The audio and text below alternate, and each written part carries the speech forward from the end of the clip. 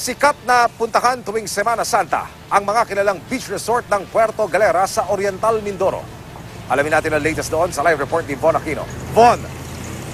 Yes, Emil, naghahanda na nga ang mga resort owner dito sa White Beach, Puerto Galera sa inaasahang pagbuhos ng mga bakasyonista simula Huwebes Santo hanggang Linggo ng Pagkabuhay.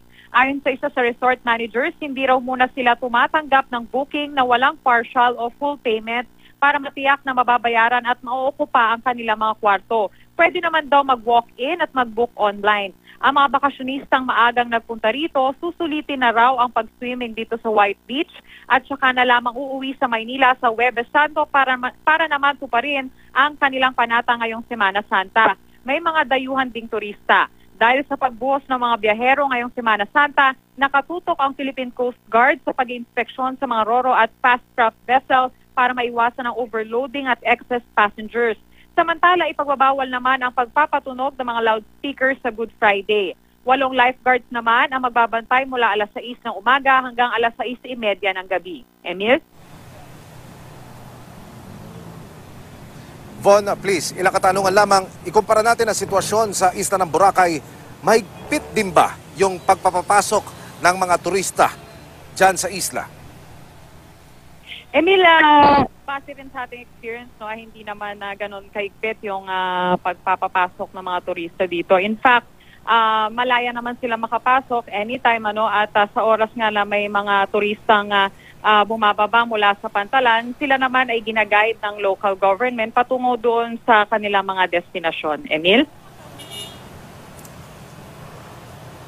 Von, sa Boracay, ipinagbabawal yung beach party, yung mga pag-inom sa buhangin dyan sa Puerto Galera. Ano ang iyong observation?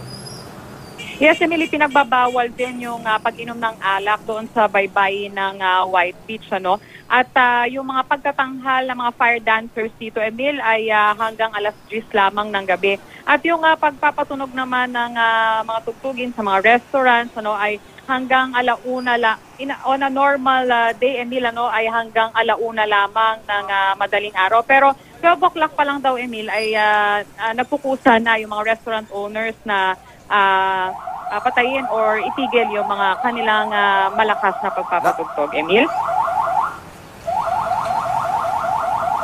Von, nabanggit mo na nakatutok ang Philippine Coast Guard sa overloading ng dyan sa pantalan. Pero dito sa yung binabanggit na pagpapanatili ng peace and order, ano ang iyong nakikita? Ano ang iyong observation? Yes, Emil, dito naman sa White Beach ay hindi pa naman ganun talaga karami yung mga turista. Pero may mga nagbabantay naman dito from LGU at meron din dito ilang mga security officers para mapanatili din yung kaayusan dito sa White Beach. Emil? Maraming salamat, Von Aquino.